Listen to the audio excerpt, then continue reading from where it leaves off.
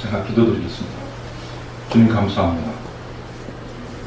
우리 이렇게 꿈꾸는 교회 이 지역에 세워주시고 하나님의 은혜의 손길이 함께하는 교회로 붙들어 주신 것을 감사합니다. 우리 성도님들이 교회의 문을 열고 새로운 장으로 하나님의 임재가 있는 은혜가 있는 이 장소로 들어왔습니다. 주님을 더욱더 인격적으로 깊이 경험하는 시간이 될 수 있도록 은혜를 베풀어 주시옵소서. 예수님 이름으로 기도드렸습니다. 우리가 이제 약속이라고 하는 게 용도가 많이 있습니다. 근데 약속의 용도가 많은데 특별히 몇 가지 용도를 말씀드리면 약속의 첫 번째 용도는 나를 변화시킨다는 것입니다. 우리는 새해가 시작되면 나 자신과 약속을 합니다. 무엇을 하겠다, 무엇을 하지 않겠다, 뭐 이런 약속을 하죠.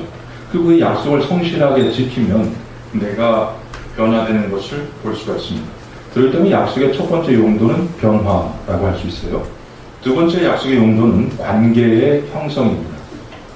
우리가 누군가 좋아하는 사람을 만나게 되면 약속을 하려고 해요. 한번 만나자, 밥을 같이 먹자, 뭐 커피를 마시자, 영화를 보자, 이렇게 약속을 하려고 하죠. 이렇게 약속을 하려고 하는 이유는 뭐냐면 이 약속이 바로 관계의 형성을 가져오기 때문입니다. 하나님께서도 우리에게 약속을 주셨습니다. 이 약속을 주신 이유는 우리와 관계를 형성하시기 위해서이고 우리를 또한 빚어가시기 위해서 하나님께서 원하시는 사람으로 변화시켜 가시기 위해서 주시는 것입니다. 우리가 이제 성경이 그 어린이 여러분 혹시 그 신약 구약 할 때 그 약이 먹는 약을 얘기하는 걸까요? 아니면 약속의 약을 얘기하는 걸까요? 약속이야. 야! 대단한 어린이들이에요. 여기서 약은 먹는 약이 아니고 약속 약이에요. 그러니까 신약 구약은 뭐냐면 전부 다 약속과 관련되어 있습니다. 그렇기 때문에 우리가 약속의 말씀을 보게 될 때 우리는 두 가지를 알아야 돼요. 먼저 하나님께서는 우리와 관계를 형성하고 싶어 하신다. 우리를 사랑하신다. 두 번째 우리가 말씀을 생각할 때 알아야 되는 게 뭐냐? 하나님께서는 우리를 이 말씀으로 빚어가신다는 것입니다. 여러분 말씀을 생각할 때 꼭 두 가지 잊지 마세요. 첫 번째 하나님께서는 우리를 사랑하신다. 그래서 관계를 누리고 싶어 하신다. 두 번째는 하나님께서는 이 말씀을 주셔서 약속의 말씀을 주셔서 우리를 변화시켜 가시고 빚어 가신다는 것입니다. 여러분 혹시 거짓말로 약속해 보신 적 있으세요? 그리고 약속을 했다가 안 지켜본 적 있으세요? 그렇죠?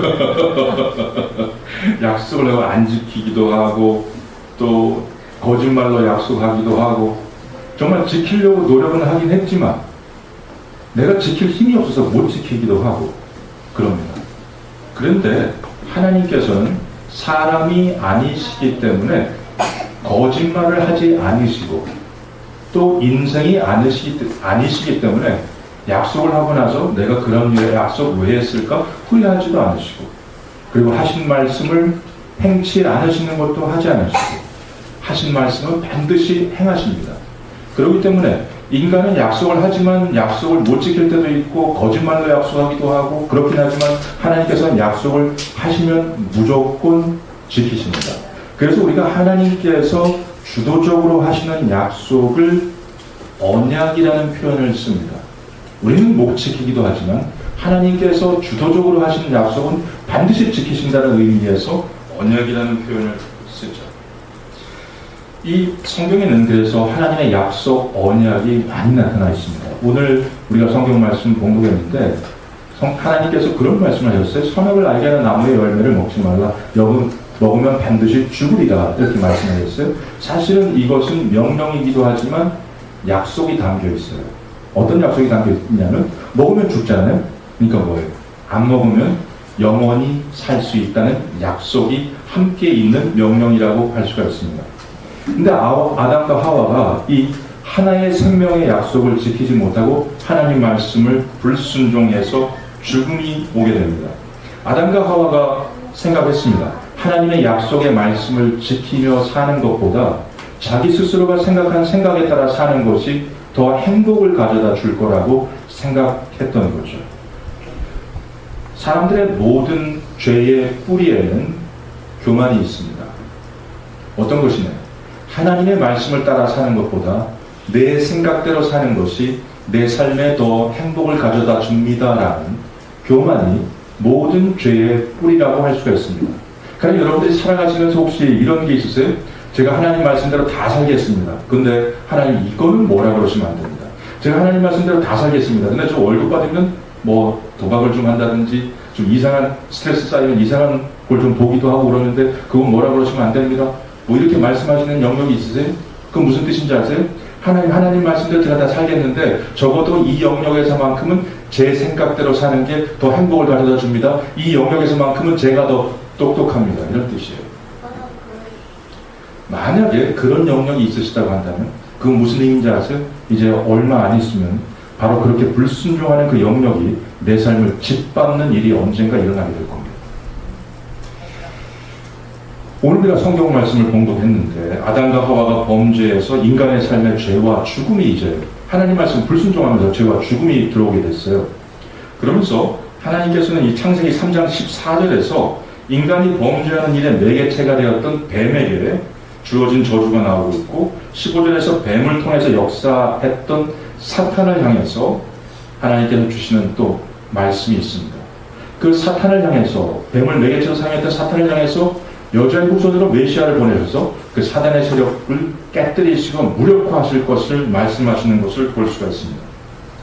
어떤 사람들은 바로 이 성경 구절을 단순히 그냥 그 여자의 후손으로 메시아를 보내시는 약속으로 생각하지 않고 그냥 인간과 뱀 사이에 있을 적대적인 관계에 대해서 설명하는 구절이라고 말하는 신학자들도 있습니다. 근데 저는 이런 견해에 대해서 단호하게 반대합니다. 왜 단호하게 반대하냐면 지금 아담과 하와가 범죄하면서 인류의 역사 가운데 하나님과의 관계가 깨지는 일이 일어났고 죄와 죽음이 들어오면서 인류의 역사가 지금 송두리째 바뀌고 있는데 하나님께서 그 순간에 아담과 하와를 만나셔서 하시는 말씀이 앞으로 인간과 뱀 사이에 적대감이 존재할 것이라고 하는 말씀은 그 상황에 비해서 너무 사소한 메시지예요.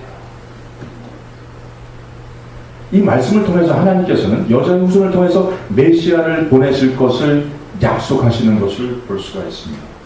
이 세상에 태어나는 모든 사람들은 어떤 방식으로 태어나냐면 어떤 방식으로 태어난다고 할지라도 남자의 몸에서 나온 것과 여자의 몸에서 나온 것의 결합으로 태어나게 되어 있습니다. 근데 인류 역사상 오직 단 한 분만이 성령의 능력 가운데 여자의 몸을 통해서만 태어나신 분이 있습니다. 딱 한 분이 그러셨고 앞으로도 그럴 것입니다. 그래서 부모의 죄성에 유전이 없이 자, 우리 어린이들이 굉장히 예배에 참여하고 싶으신가 봐요. 자, 그러고 있잖아요. 인류의 역사상 딱 한 분만이 성령의 능력 가운데 여자의 몸을 통해서만 태어나셨어요. 그분이 누구세요? 예수님! 아, 좋아요. 예수님이에요. 예수님. 부모의 죄성에 유전이 없이 오직 여자의 몸을 통해서만 태어나신 분. 그리고 하나님이기도 하시고 인간이기도 하셔서 하나님과 인간 사이에 중보자가 되실 수 있는 분. 우리의 죄를 대신 지시고 십자가에 죽으시고 죽음을 이기고 다시 살아나셔서 예수 믿는 사람들에게 영원한 생명을 주시는 분, 이 예수 그리스도이십니다.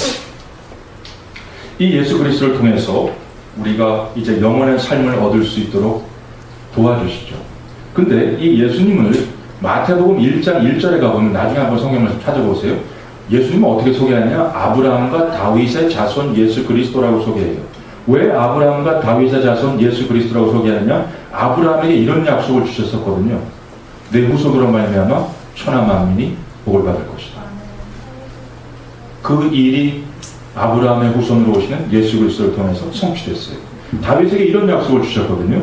하나님 나라가 영원할 것이고 그리고 그 내 왕위가 영원히 견고할 것이다라고 약속하셨어요. 이 약속, 하나님 나라가 영원하고 그 왕위가 영원히 견고할 것에 대한 약속이 다윗의 자손으로 오시는 예수 그리스도를 통해서 성취가 됐어요. 특별히 예수님의 육친으로 말하면 조상들이 많았을 텐데 왜 아브라함과 다윗의 자손이라고 말씀하시냐? 아브라함에게 주셨던 약속, 내 후손으로 말미암아 천하 만민이 복을 받을 것이라는 약속이 예수님을 통해서 성취되고 그 하나님 나라와 그 영원한 왕으로서의 왕위가 견고해지는 약속이 바로 다윗의 후손으로 통해서 오시는 예수 그리스도를 통해서 성취되기 때문에 그렇습니다. 바로 지금까지 이제 말씀을 잠깐 정리해 보면 이렇게 됩니다. 사람은 하나님께서 주신 생명의 약속을 깨뜨려서 죄와 죽음이 들어오게 되었습니다. 근데 이 깨어진 관계를 회복하시고 그리고 영원한 생명을 주시기 위해서 여자의 후손으로 예수 그리스도 메시아를 보내시고 사단의 세력을 깨뜨리시고 우리의 죄를 대신해서 십자가에서 죽으시고 죽음을 이기고 다시 살아나셔서 예수 그리스도 믿는 사람들에게 영원한 생명을 부어주시는 예수 그리스도가, 이 예수 그리스도를 모든 성경은 사실은 그래서 예수 그리스도를 향하고 있습니다. 사실 구약은 이렇게 말할 수가 있습니다. 구약은 예수님 오신다예요. 신약은 예수님 오셨다예요. 그럼 성경은 어떻게 끝나느냐? 예수님이 다시 오셔서 시작하신 하나님 나라를 완벽하게 성취하신다. 그러니까 우리들은 다시 오실 예수님을 기다려야 된다. 성경은 무엇이냐? 구약은 예수님 오신다. 신약은 예수님 오셨다. 성경은 어떻게 끝나느냐? 예수님 다시 오셔서 하나님 나라를 완벽하게 성취하신다. 그래서 예수님께서 이런 말씀을 하셨어요. 너희가 성경에서 영생을 얻는 줄로 생각하고 이 성경을 생각하거니와 이 성경이 내게 대해서 증거하는 것이다. 구약은 예수님 오신다. 신약은 예수님 오셨다. 자, 그럼 여러분 어떻습니까? 구약 시대 사람들은 율법을 행해서 구원받고 신약 시대 사람은 오신 예수님을 믿어서 구원받습니까? 네. 나 어린이들이 이렇게 예배에 열심히 참여하니까 좋네요. 자, 오늘 목사님이 이 언약과 관련해서 아주 성경을 정확히 볼 수 있도록 설명을 해드릴게요. 자, 구약이나 신약이나 똑같아요. 뭘로 구원받는 거냐? 믿음으로 구원받는 거예요. 구약시대 사람들은 율법을 행해서 구원받은 거고 신약시대 사람들은 예수님 믿어서 구원받는 게 아니고 구약시대 사람들은 오실 메시아를 기다리면서 구원받는 거고 신약시대 사람들은 오신 메시아를 믿으면서 구원받는 거예요. 창세기 15장 6절 말씀 보면 아브라함이 여호와를 믿으니 여호와께서 이것을 그의 의로 여기셨다. 구약시대 사람들은 율법을 행해가지고 의롭다고 여김을 받은 것이 아니라 구약시대 사람들은 어떻게 의롭다고 여김을 받았느냐? 하나님을 믿고, 하나님을 믿으면 어떻게 됩니까? 하나님의 약속의 말씀을 믿고, 하나님의 약속의 말씀은 어떻게 됩니까? 예수 그리스도를 향하고 있잖아요. 구약시대 사람들도 믿음으로 의롭다고 여김을 받고 구원을 받았다는 것입니다. 그럼요. 우리 하나님 백성들은 어때요? 하나님 백성들은 믿음으로 구원받으니까 구원받은 다음에 아무렇게나 살아도 되나요? 제가 이단의 교리에 대해서 두 가지 중요한 거 여러분들이 명확히 알아두셔야 되는 거 말씀드릴게요. 첫 번째는 행위로 구원받는다. 이단이에요. 두 번째, 구원받았으니까 아무렇게나 살아도 된다. 이단이에요. 1단계. 1단계, 2단계가 아니고 잘못된 얘기라는 뜻이에요. 자, 그래서 여러분, 성경은 우리가 하나님의 백성이 되려면 율법을 열심히 행해라 그런 거 없어요. 하나님의 백성이 되는 것은 어떻게 되느냐? 하나님께서 우리를 구원하셨다는 것을 믿음으로 되는 것이고요. 그럼 우리가 하나님 말씀을 왜 지켜야 되느냐? 하나님 백성 되기 위해서가 아니라 하나님 백성 되었으니까 하나님 백성답게 살아야 되니까. 그래서 말씀을 지키는 것입니다. 하나님 백성 되기 위해서 말씀을 지켜야 된다면 아무도 하나님 백성이 될 수가 없어요. 왜냐? 하나님께서 주신 그 하나의 약속, 그 언약도 지키지 못했었잖아요.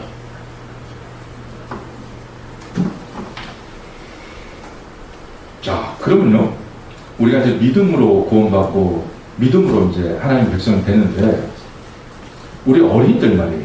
어린이들이 나 하나님 믿어요, 저 예수님 믿어요 라고 말하기 전에는, 고백하기 전에는 하나님의 백성이 아닌 겁니까? 네. 자, 요것도 제가 명확히 설명드릴게요. 제가 사실은 그 장로교 전통에서 자라가지고 저는 유아 세례를 하는 교회에서 자랐고, 그리고 제 자녀들도 유아 세례를 줬습니다. 근데 마지막에 공부를 할 때는 침례교 학교에서 배웠어요. 근데 침례교에서는 유아 세례를 안 줍니다. 그 세례를 누구한테만 주냐면 예수님을 나의 구주로 고백하는 사람들한테만 세례를 줘요. 그래가지고 제가 이제 그 학교에서 공부를 하면서 고민이 많이 됐어요. 어떤 고민이 많이 됐냐면, 우리 애가 그때 태어나가지고 어린 나이였는데 1살, 4살 뭐 요 정도였는데, 하나님, 얘들이 하나님의 백성인지 아닌지 잘 모르겠지만 이렇게 기도해 줘야 되나? 아니면 얘들은 하나님의 백성입니다라고 생각하고 기도해 줘야 되나? 이 고민이 있었어요. 아직 얘들이 예수님 믿는다고 그러고 고백할 나이가 안 됐잖아요. 그래서 하나님의 백성인지 아닌지 모르겠지만 이렇게 기도해 줘야 되는지, 하나님의 백성이라고 믿음으로 고백해야 되는지 모르겠더라고요. 그래서 이제 공부를 마치고 들어와가지고 성경 말씀을 열심히 봤어요. 열심히 보면서 제가 깨달은 게 있어요. 성경 말씀에는 하나님께서 언약과 관련해서 항상 이렇게 말씀하셔요. 언약과 관련해서 항상 하나님을 표현할 때 이렇게 표현하셔요. 내가 너와 너의 후손의 하나님이 되겠다 라고 표현하셔요.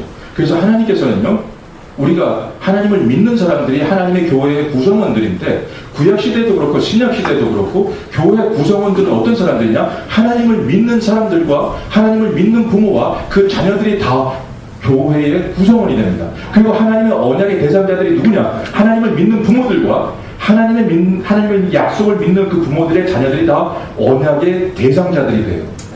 그래서 제가 깨달았어요. 아, 이 자녀들이 하나님의 백성이구나. 어디에서 근거해서? 하나님이 너와 너의 후손의 하나님이 되겠다고 약속하셨으니까. 이 약속에 근거해서. 그러면 이 언약의, 하나님의 언약의 대상자들이 누구냐? 믿는 부모들과 그 자녀들이 언약의 대상자들이 되는 거예요. 그럼 이 언약의 대상자들, 언약의 자녀들을 우리가 어떻게 키워줘야 되느냐? 하나님께서는요, 이 언약 가정이, 이 하나님의 약속을 붙들고 있는 가정들은요, 이 약속이 대대로 이어지기를 원하세요. 그래서 부모들에게 요구하는 게 무엇이냐? 이 약속의 말씀을 계속해서 가르치라는 거예요. 집에 있을 때든지 길에 있을 때든지 공적인 영역에서든지 사적인 영역에서든지 가르치라는 거예요. 누워 있을 때든지 일어났을 때든지. 이건 무슨 뜻이냐? 누워 있거나 일어나거나 빼면 언제가 있어요? 그냥 언제든지 가르치라는 거예요. 집에 있을 때든지 길에 있을 때든지. 이건 무슨 얘기냐면 어디서든지 가르치라는 거고, 누웠을 때든지 일어났을 때든지는 무슨 뜻이냐면 언제든지 말씀을 가르치라는 거예요. 그럼 말씀을 언제 가르쳐야 되냐? 언제 어디서든지 하나님을 마음을 다하고 뜻을 다하고 힘을 다하면서 사랑하면서 애들에게 말씀을 가르쳐야 돼요. 하나님의 언약이 대대로 흘러갈 수 있도록 이렇게 가르쳐야 된다고 할 수가 있습니다. 그 다음에 두 번째는요, 우리가 이제 이 언약 가정에서 하나님 말씀을 이렇게 꾸준히 가르쳐야 되고요. 그 다음에 두 번째 해야 되는 건 뭐냐면 그 말씀을 붙들고 기도해 줘야 돼요. 제가 그 한 여자 전사님이 저한테 이렇게 매일 기도 제목을 보내시는 여자 전사님이 계세요. 이 여자 전사님은 기독교 대안학교에서 기숙사에서 사감을 하시는 여자 전사님이신데 항상 그 성경 말씀을 보내시면서 기도 제목을 보내셔요. 제가 이걸 보고서 참 이분이 기도하실 줄 아는 분이구나 라고 하면서 은혜를 받았어요. 이분이 이렇게 하셔요. 문자를 보낼 때, 자, 잠언 4장 7절 한번 했다고 해보세요. 지혜가 제1이니 지혜를 얻으라. 내가 얻은 모든 것을 가지고 명철을 얻을지니라. 성경 구절 이렇게 딱 보내고요. 그 다음에 이렇게 기도 제목 써놓으세요. 다음 세대 기도 제목, 하나님께 지혜와 명철을 받는 다음 세대가 되게 해주십시오. 여러분 자녀를 위해서 어떻게 기도해야 되는지 아시겠죠? 빌립보서 2장 12절 이렇게 써놓으세요. 그러므로 나의 사랑하는 자들아, 너희가 나 있을 때뿐 아니라 더욱 지금 나 없을 때에도 항상 복종하여 두렵고 떨림으로 너희 구원을 이루라. 그리고 나서 기도 제목을 이렇게 적으세요. 다음 세대 기도 제목, 두렵고 떨림으로 구원을 이루는 다음 세대가 되게 해주십시오. 약속의 말씀을 붙들고 다음 세대를 위해서 기도하는 걸 보여주시더라고요. 기도 참 이렇게 해야지. 말씀 붙들고 그 말씀이 성취되게 해달라고 기도해야지. 오늘 우리가 그 신명기 6장의 쉐마 이스라엘 그 성경 말씀이요. 너희는 마음을 다하고 뜻을 다하고 힘을 다해서 여호와를 사랑해라. 그럼 어떻게 됩니까? 우리 아이들이 주님 정말 마음을 다하고 뜻을 다하고 힘을 다해서 주님을 사랑하는 사람이 되게 해주십시오. 집에 있을 때든지 길에 있을 때든지 누웠을 때든지 일어났을 때든지 말씀과 함께 동행하는 사람이 되게 해주십시오. 손목에 표를 하고 미간에 표를 달라고 그러잖아요. 손목에 표를 다는 것처럼 항상 말씀과 동행하게 해주시고, 미간을 본다고 하는 것은 다른 사람들이 나를 봤을 때 말씀의 사람이라는 것을 알 수 있도록 말씀으로 빚어진 사람이 되게 해주십시오. 다음 세대를 위해서 그렇게 기도해야지. 정말 마음을 다하고 뜻을 다하고 힘을 다해서 하나님을 사랑하게 해주시고 언제 어디서든지 말씀과 동행하게 해주시고 말씀으로 정체성이 형성되게 해주시고 그래서 그 아이를 보면 사람들이 말씀으로 빚어진 사람이라고 하는 것을 보게 해주십시오. 이렇게 말씀으로 기도하실 때 그래서 우리가 이 언약가정에서 해야 될 게 첫 번째는 말씀을 꾸준히 가르치는 거고요. 두 번째는 말씀이 약속의 말씀이 성취되게 해달라고 기도하는 거고요. 세 번째 하는 것이 무엇이냐면 우리가 사랑으로 항상 이 일을 하게 해달라고 하는 것입니다. 고린도전서 13장 12절에 우리가 지금은 거울로 보는 것 같이 희미하나 그때에는 얼굴과 얼굴을 대하여 볼 것이요 지금은 내가 부분적으로 아나 그때는 주께서 나를 아신 것 같이 내가 온전히 알리라. 저는 이 성경 구절에서 굉장히 큰 충격을 받았어요. 왜냐하면 우리가 이제 천국에서 주님께서 나를 온전히 아시는 것처럼 내가 주님을 온전히 알게 된다는 거예요. 지금은 내가 부분적으로 주님을 알게 되지만 천국에 가게 되면 하나님을 주님을 온전히 알게 된다는 거예요. 제가 이 말씀에서 왜 충격을 받았냐면 와 나를 완전히 아시는데 온전히 아시는데 나를 어떻게 사랑하실 수가 있지? 나의 불순과 불순종과 불신 불만을 다 아시면서 어떻게 사랑하실 수가 있지? 그래서 제가 깨달겠어요. 우리는 이런 얘기를 하잖아요. 사랑을 알고서는 못하는 거다 라고 하잖아요. 근데 성경은 우리에게 이렇게 말씀하세요. 사랑은 알면서도 하는 거다. 그죠? 그 다음에 제가 오늘 사랑으로서 말씀 가르치고 기도하는 걸 말씀하기 위해서 전하기 위해서 사랑에 대한 개념을 좀 성경적으로 바꿔드리는 거예요. 그 다음에 세상에서는 사랑에 대해서 이렇게 얘기해요. 세상에서 얘기하는 사랑은요, 외적으로 끌리는 무언가를 가진 사람을 향해서 가지게 되는 불타는 감정이라고 사랑을 얘기해요. 근데 성경은요, 사랑을 그런 방식으로 얘기하지 않아요. 사랑은 오래 참고 온유하고 시기하지 않고 자랑하지 않고 불의를 기뻐하지 않고 진리를 기뻐하고 모든 것을 믿고 견디고 바라는 거예요. 자, 성경은요, 사랑은 감정의 행위라기보다는 진리의 기초에서 의지적으로 하는 행위라고 하는 것을 말씀해 주고 있어요. 사랑은 감정에서 기초하는 행위가 아니라 사랑은 진리의 기초에서 의지적으로 하는 행위이고 이 사랑은 예수 그리스도께서 살아가셨던 대로 삶 속에서 사역 속에서 보여주셨던 대로 행하는 것이라고 하는 것을 알 수가 있어요. 그래서 사랑이라고 하는 것은 무엇이냐? 사랑이라고 하는 것은 예수님 생각하면서 오래 참는 것이고 사랑은 예수님 생각하면서 온유한 것이고 사랑은 예수님 생각하면서 믿는 것이고 사랑은 예수님 생각하면서 견디는 것이고 사랑은 예수님 생각하면서 기도하는 모든 것을 이루실 것이고 바라고 소망하는 가운데 나가는 것이 사랑입니다. 여러분 사랑하다가 실망하시고 좌절하시고 무너진 적 있으세요? 감정이 다 쏟아져 버려가지고 이제 나는 더 안 될 것 같다고 생각하신 적 있어요? 사랑은 예수님 생각하면서 예수님 바라보면서 의지적으로 하는 겁니다. 그래서 여러분들이 말씀 사랑 가운데 말씀 붙들고 그 약속의 말씀이 성취되게 해달라고 기도하면서 아이고 제가 왜 안 변해될까? 왜 안 변해될까? 그렇게 하지 마시고요. 그렇게 하지 마시고요. 그렇게 하게 되면 무슨 문제가 생기게 되냐면 자꾸 내가 내 문제를 바라보면 우울해지는 것처럼 자녀들이 가지고 있는 문제를 자꾸 바라보면서 걱정하게 되면 우울해져요. 그냥 그렇게 하지 말고 어떻게 하셔요? 말씀 붙들고 말씀대로 변화되게 해달라고 기도하시는 거예요. 아멘. 자 이제 말씀을 정리하겠습니다. 아담과 하와가 하나님 명령을 어기고 죄와 죽음이 들어왔어요. 그러면서 하나님께서 약속을 주셔가지고 그 상황을 뒤집으시고 변화를 일어나게 하시죠. 그래서 사람들이 알고 있는 게 있어요. 하나님께서 약속을 통해서 새 역사를 만들어 가시고 변화를 일으키시는 것을 보고 나서 사람들이 깨달은 게 있어요. 아, 약속이 새로운 변화를 가져오는구나. 새로운 시대를 열어가는구나. 그랬잖아요. 뭔가 답답하고 마음이 답답하고 새롭게 내 삶 속에서 뭔가가 일어나고 새로운 시대가 열렸으면 좋겠다고 생각하는 사람들이 흔히 약속을 합니다. 나는 이런 약속을 하겠습니다. 나는 이런 약속을 하고 이런 약속을 지켜서 삶을 그리고 시대를 변화시키겠습니다. 이렇게 한단 말이죠. 근데 제가 오늘 권면 드리고 싶어요. 약속하지 마시고 약속을 붙드세요. 이 뭔 뜻인지 아세요? 내가 약속하고 나 자신에 대해서 실망해 본 적 많잖아요. 하나님 앞에서 약속하고 하나님을 실망시키는 적이 많이 있었잖아요. 내가 약속하지 말고 하나님께서 성취하시기로 하신 그 약속을 붙드는 여러분들이 되시기 바랍니다.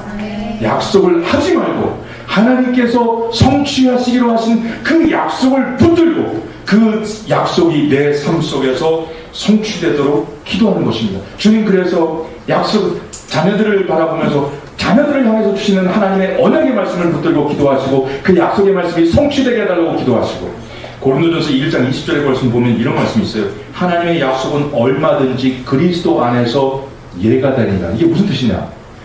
하나님의 약속은 얼마든지 그리스도 안에서 예가 된다는 뜻은 무슨 뜻이냐? 예수 그리스도 믿는 축복이 뭔지 아세요?